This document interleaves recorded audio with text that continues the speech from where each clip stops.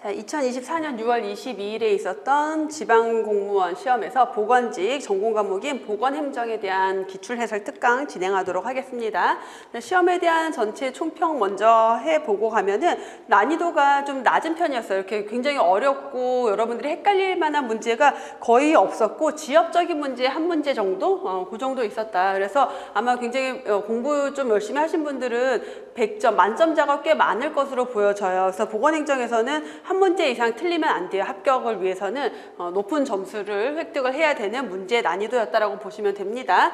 출제 빈도는 뭐 골고루 출제 분포는 골고루 출제가 되고 있기 때문에 크게 의미는 없어요. 뭐 어느 파트를 더 중요하게 봐야 되거나 그런 거 없는 거죠. 그래서 중요하게 모두 보셔야 되는 내용들이고 1번부터 보시면은 자, 5차 국민건강증진종합계획 헬스플랜 2030 문제는 무조건 시험 문제 나온다라고 강조해 드렸었죠. 그 중에서 건강 친화적인 환경 구축의 중점 과제에 해당하는 것은 건강정보 이해력 제고다. 자, 기후변화성 질환은 감염 및 기후변화성 질환 예방 관리에 들어가야겠고요. 지역사회 정신건강관리는 정신건강관리로 들어가겠고, 감염병 위기 대비 대응은 감염 및 기후변화성 질환에 대한 내용으로 들어가야 되겠죠. 그래서 이렇게 연결하는 거, 이 중점과제 연결하는 거는 그동안도 너무 많이 출제가 됐고요. 늘 출제가 되는 문제이기 때문에 여러분들이 다 쉽게 문제를 푸셨을 것으로 보여져요. 자, 두 번째 문제, 사회보험 방식과 국가보건 서비스 방식의 특징. 자, 이 NHI와 NHS 비교하는 것도 이렇게 두 개의 테이블로 되어 있기 때문에 굉장히 중요하다고 제가 수업 중에 정말 많이 강조해드렸던 내용이죠. 그래서 NHI의 재원은 보험료, NHS는 세금. NHI는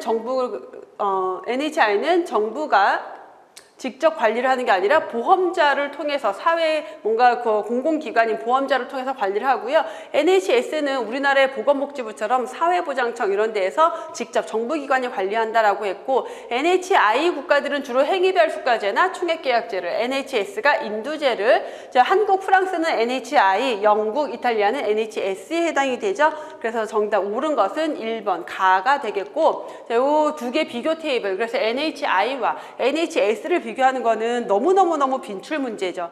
그래서 NHI는 국민의 기본적인 자기 책임 의식을 견지하고, NHS는 국가가 세금으로 모든 국민들에게 무상으로 의료를 제공을 해준다. 국가 책임 견지라고 했고요. NHI의 재원은 보험료, NHS는 세금이다라고 했고, NHI는 행위별 수가제, 총액계약제를 주로 채택하고 있고, NHS는 인두제를 주로 채택하고 있다. NHI의 관리기구는 보험자, NHS는 정부기관이다라고 했죠. 독일, 프랑스, 네덜란드, 일본 등 대만, 한국 등이 NHI의 대표적인 국가들이고, NHS에는 영국, 스웨덴, 이탈리아, 호주, 뉴질랜드 같은 나라들. 그래서 의료비 통제 효과가 NHS에서 훨씬 강하다라고 했던 거 강조했던 내용이고요. NHI 국가는 첨단 의료기술 발전에 긍정적이지만 긍정적이고 양질의 의료를 제공하는 장점이 있고, NHS 국가에서는 의료의 질이 떨어질 수 있는 문제가 있다라고 했던 거 정도 보고 넘어가면, 자, 3번에 의료법상 의사와 한의사가 모두 개설할 수 있는 거. 자, 우선은 의사는 병원, 요양병원, 종합병원을 개설할 수 있고요. 한의사는 한방병원과 요양병원을 개설할 수 있다라고 했어요. 그래서 둘 다 개설할 수 있는 것은 요양병원밖에 없네요. 그래서 보시면은 의료인은 의료기관을 반드시 개설을 하고 의료를 해야 된다라는 내용의 법이 있으면서, 보시면 의료기관을 개설할 수 있는 자가 이렇게 의사, 치과의사, 한의사, 조산사, 국가지방자치단체, 법인, 비영리법인 등등이 있는데, 그 중에서 의사는 종합병원, 병원, 요양병원, 정신병원, 의원을 개설할 수가 있고요. 치과의사는 치과병원과 치과의원만 개설할 수가 있고요. 한의사는 한방병원, 요양병원, 그리고 한의원을 개설할 수가 있고, 조산사는 조산원만 개설할 수 있다라고 했죠. 개설에 대한 내용. 자, 다음 시대별 서민의 전염병 구료를 담당했던 기관. 자, 전염병 구료하면은 어디? 고려시대에는 동서대비원이, 조선시대에는 동서화린서가 담당을 했죠. 정답은 4번이고요. 그래서 고려시대 의료 행정을 담당했던 기관이 태의감, 조선시대는 전의감, 고려시대 왕실 의료 담당했던 기관이 상의국, 상약국, 조선시대로 넘어오면 내의원이죠. 서민의료 담당했던 게 고려시대는 해민국, 그게 조선시대 해민서로 넘어오고, 빈민구려 업무 담당한 게 고려시대 제2부에서 조선시대 재생원으로 전염병 환자 담당한 곳이 대비원에서 활인서로 넘어오죠. 자, 5번. 국가보건의료 체계 모형에서 보건의료 자원에 해당하는 것, 우리가 보건의료 체계의 모형에는 보건의료 자원이 있었고요, 보건의료 조직이 있었고, 보건의료 서비스 제공, 양 옆에서 지원하는 게 보건의료 관리와 보건의료 재정이 있었죠. 자, 그 중에서 보건의료 자원이라고 하면은 보건의료 인력, 시설, 장비 및 물자, 지식 및 기술. 그래서 여기 해당이 되는 것은 2번 보건의료 시설과 장비죠. 의사결정과 규제는 관리에 해당이 될 거고요. 공공재원이나 외국의 원조는 재정에 해당이 될 거고, 보건의료 조직과 비정부기관은 보건의료 조직에 해당이 되겠죠. 그래서 이 그림에 해당하는 거 그대로 출제가 된 거 보건의료 자원, 조직, 서비스, 관리, 보건의료 재정에 대한 내용이죠. 자, 다음 프로시드 모형의 단계 중에서 자, 건강 행동에 영향을 줄 수 있는 소행성 요인, 강화 요인, 가능 요인, 강화 요인, 이 세 가지를 파악하는 단계가 뭐다? 교육적, 생태학적 진단으로 이것도 굉장히 빈출 문제였고요. 수업 중에서도 굉장히 많이 강조됐던 내용이죠. 뭐 지금까지 나왔던 문제들이 다 빈출되는 문제들 안에서 출제가 되고 있었습니다.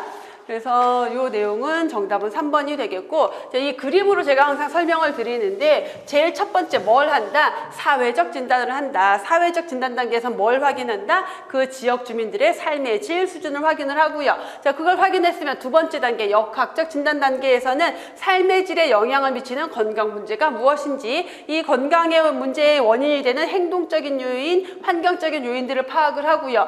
자, 교육적, 생태학적 진단 단계에서는 이 행동의 영향을 줄 수 있는 소인성 요인과 가능성 요인과 강화 요인을 파악한다라고 했죠. 자, 여기까지 파악이 됐으면은 어떤 교육을 통해서 이런 것들을 바꿀 수 있을지에 대해서 진단하고 개입 방법을 마련을 하고 사업을 수행한 다음에 과정평가, 영향평가, 기대되는 효과평가로 진행이 되는 게 프로시드 모형이죠. 자, 7번 공식 조직과 비교했을 때 비공식 조직에 대한 설명으로 옳은 것. 자, 공식 조직은 그 조직에 있는 우리가 조직도에서 볼 수 있는 조직 구조를 얘기하는 거고, 비공식 조직은 조직 구성원들끼리 만들어진 어떤 사적인 모임들, 동호회, 뭐 소모임 이런 것들이죠. 그래서 능률의 논리에 입각한 조직이 공식 조직이고요. 조직 자체의 경직성을 야기할 수 있는 것도 공식 조직, 구성원의 심리적 안정감을 형성할 수 있는 게 비공식 조직의 특징. 자, 인위적이고 제도적으로 만들어진 게 공식 조직이다. 정답은 3번이죠. 그래서 공식 조직은 인위적, 가시적, 제도적으로 만들어진 조직이고, 비공식 조직은 내면적이고 눈에 보이지 않는 불가시적이고 비제도적인 조직이다. 그래서 공식 조직은 능률의 원리가 지배하고요. 비공식 조직은 감정의 원리가 지배한다. 자, 공식 조직은 그래서 그 조직에 항상 그 문서화되어서 만들어진 조직으로 그 조직이 존재하는 한 영속적이고 경직되어 있는 그러한 조직이고, 비공식 조직은 문서화된 게 아니라 그냥 우리끼리 그 모임끼리의 규정을 가지고 있는 자생적 조직이다 라고 했고요. 자, 비영속적이다, 동태적이다, 불명료하다. 자, 존재하다가 소모임이 없어질 수도 있고 생길 수도 있고 하는 거죠. 자, 이런 특징.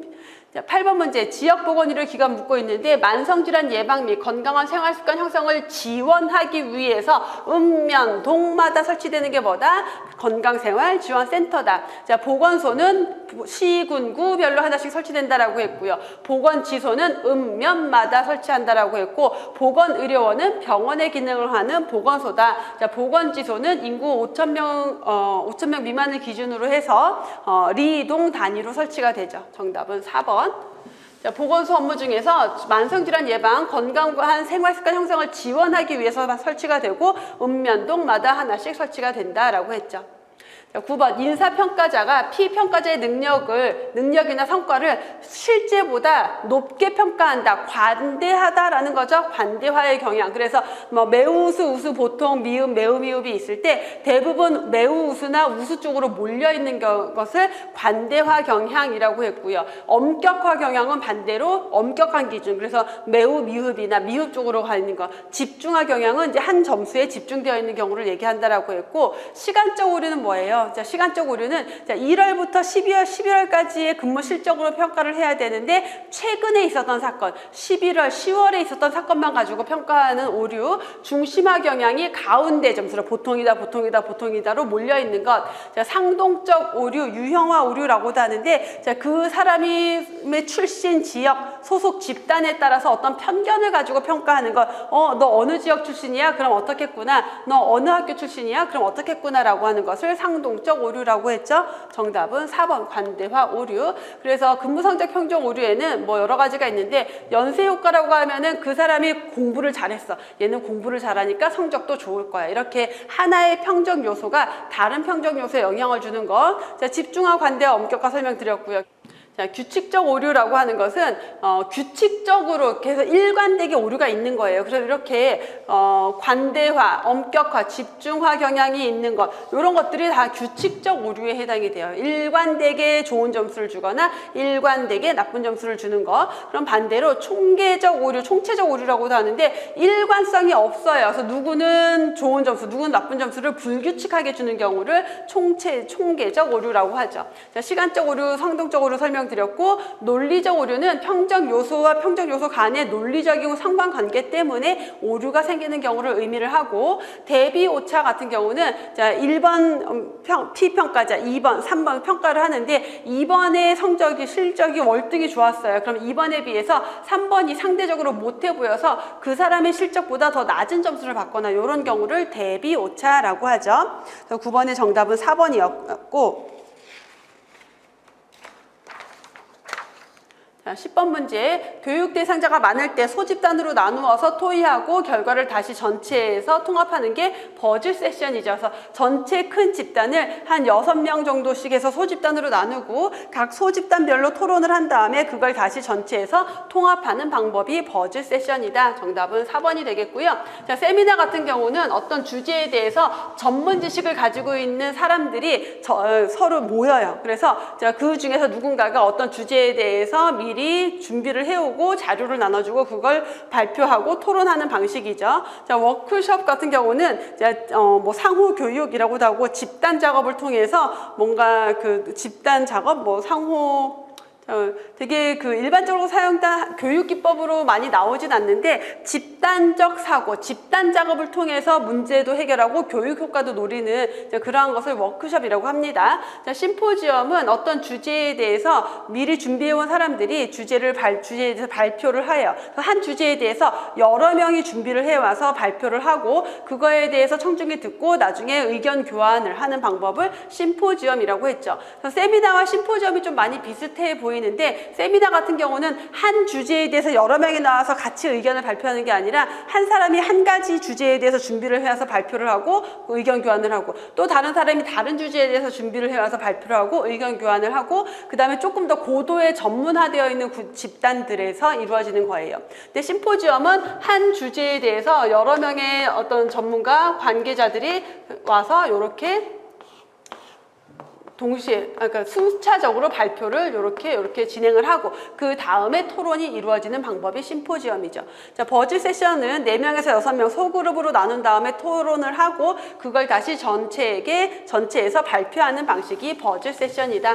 자, 11번 제공된 보건의료 자원이 이용자의 요구에 부합하는지 그 보건의료 서비스를 부합하는 보건의료 서비스를 생산할 수 있는가를 평가한다. 그래서 보건의료 자원 개발의 평가 요소 8가지 있었죠. 자, 그 중에서 적합성에 대한 설명을 하고 있는 거죠. 그래서 하나씩 보면은 보건의료 자원을 개발할 때 요런 구성 요소들을 고려해서 평가를 해라. 자, 그리고 개발을 해라. 그 다음에 개발을 하고 나면은 요 요소들의 부합이 되는지를 평가해라. 제가 아까 8개라고 잘못 말씀을 드렸는데 7가지 요소로 제시를 하고 있습니다.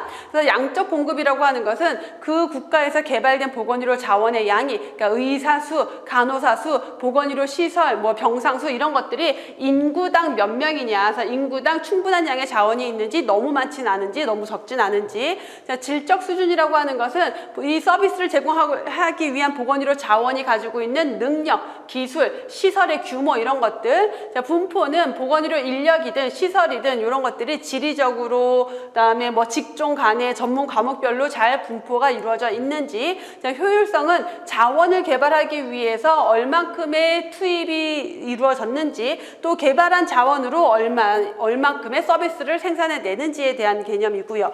자, 적합성은 우리 개발한 자원을 통해서 의료 서비스를 대상 주민에게 필요한 만큼 제공하고 있느냐, 얼마나 적합한가. 자, 계획은 자원의 종류, 양을 얼마나 체계적으로 계획하고 예측했는지에 대한 것이고, 통합성은 개발하는 과정에서 계획, 실행, 관리 이런 것들이 얼마나 통합적으로 이루어졌는지를 의미를 해요.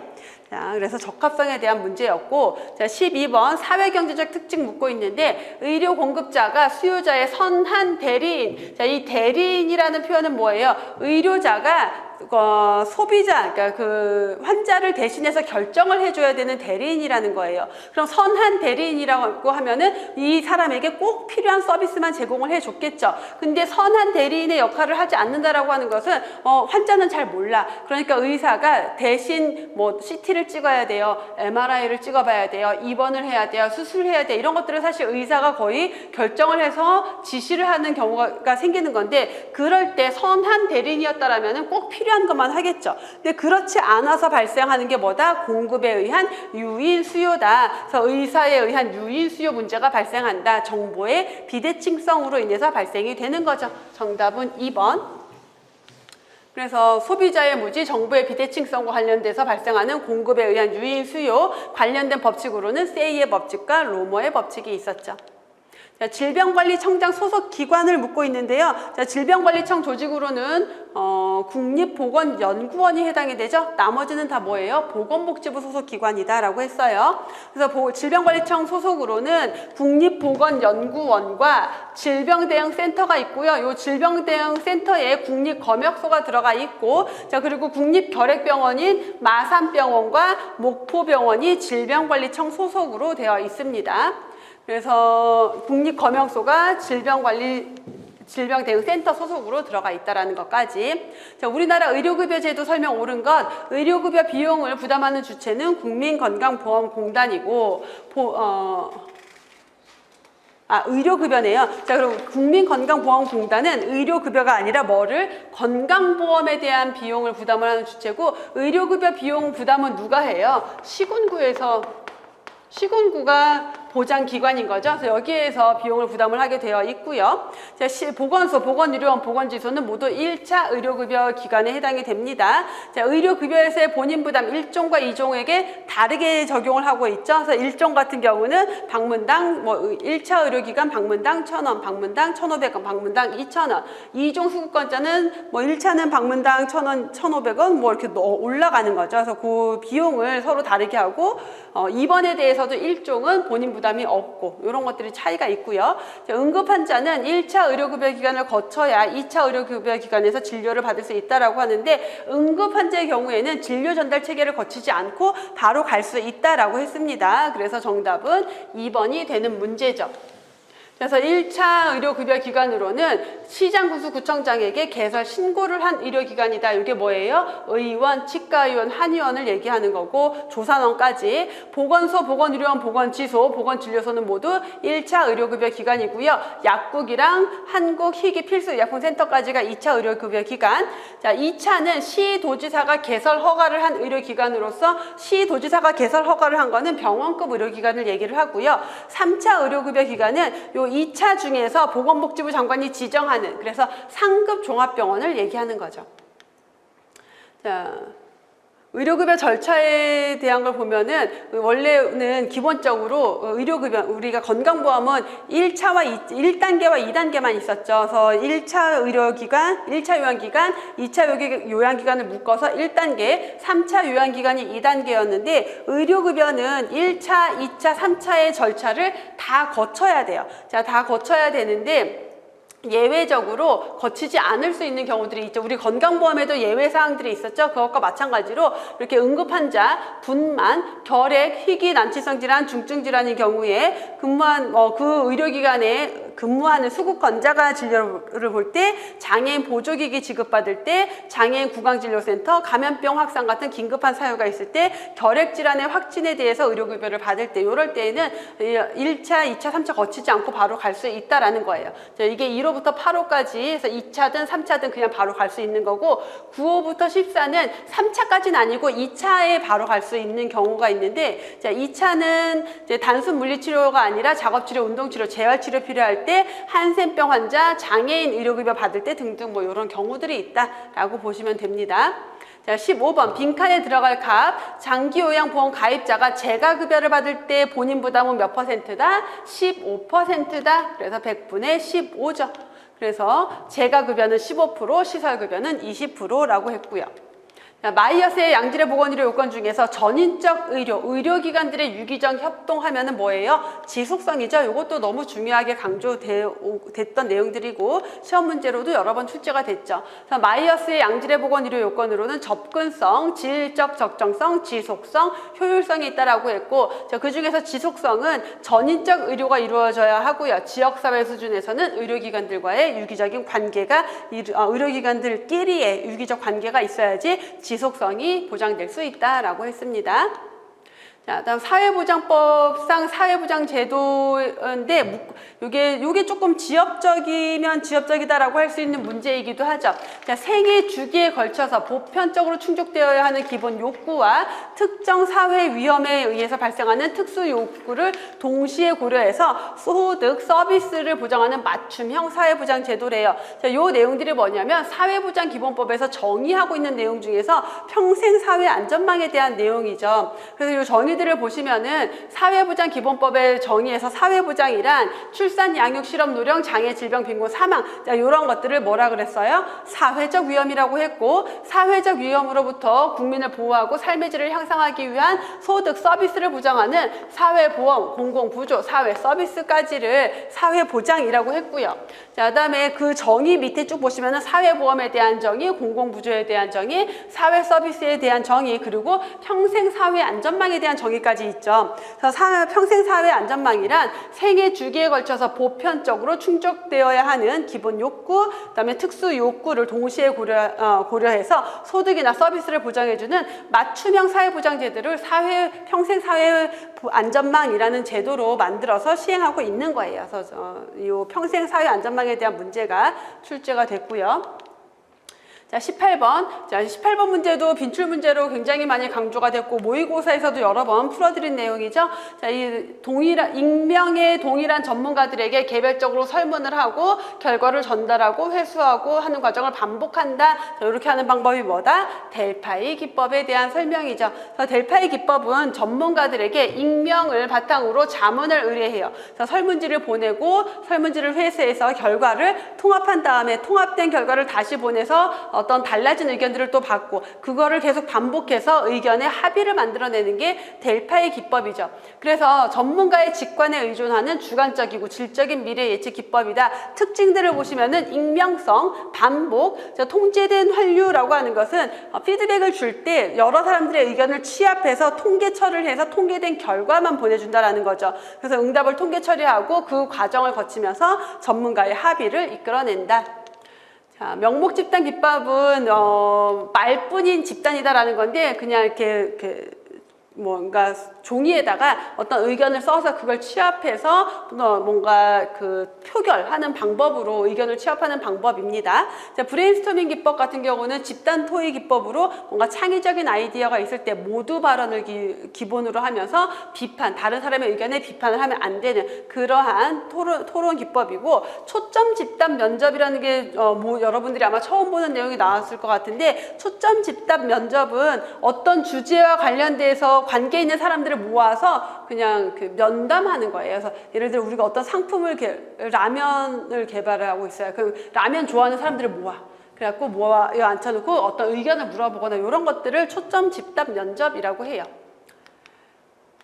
다음 19번. 사전 예측이 불가능하지만 예산과 결산이 지나치게 불일치해서는 안 된다. 자, 우리 예산 원칙 중에서도 전통적 예산 원칙은 여러분들이 어려워하기 때문에 시험 문제로 자주 나온다. 그래서 제가 정말 전통적 예산 원칙을 설명을 열심히 해드렸던 거 여러분들이 아마 기억하실 거고 어렵지 않게 풀지 않았을까 싶어요. 그래서 정확하게 걷어라. 필요한 만큼만 걷어라. 그리고 수입과 지출, 예산과 결산이 너무 불일치하면 안 된다. 이게 뭐예요? 정확성의 원칙, 엄밀성의 원칙에 대한 내용인 거죠. 정답은 1번. 그래서 전통적 예산 원칙에서 공개성의 원칙이라고 하는 것은 예산을 국민에게 다 공개해라. 자, 완전성의 원칙은 모든 세금 걷어들인 세입, 그다음에 모든 지출이 예산에 다 들어가야 되고요. 명료성의 원칙은 국민이 알기 쉽게 명확해야 된다라는 거고, 자, 예산을 짤 때 본 예산의 일반 회계 요거 장부 하나만 만들어라 라고 하는 게 단일성의 원칙. 자, 한정성의 원칙은 예산을 짰을 때 이걸 어떤 목적으로 쓸지, 언제까지 쓸지, 얼마를 쓸지 이런 것들을 미리 정해놔야 된다라는 것. 자, 사전 승인의 원칙은 예산 쓰기 전에 국회의 허락을 받아야 된다. 자, 통일성의 원칙은 수입을 지출을 막 이렇게 다 쪼개고 수입을 다 쪼개고 지출을 쪼개고 그러지 말고 하나로 다 묶어서 한 번에 수입이 들어오고 거기에서 지출이 나가야 된다라는 거 통일성의 원칙이고, 정확성의 원칙, 엄밀성의 원칙이 필요 이상으로 돈을 거두면 안 되고 계획대로 지출해라. 예산과 지출이 불일치하면 안 된다라는 내용인 거죠.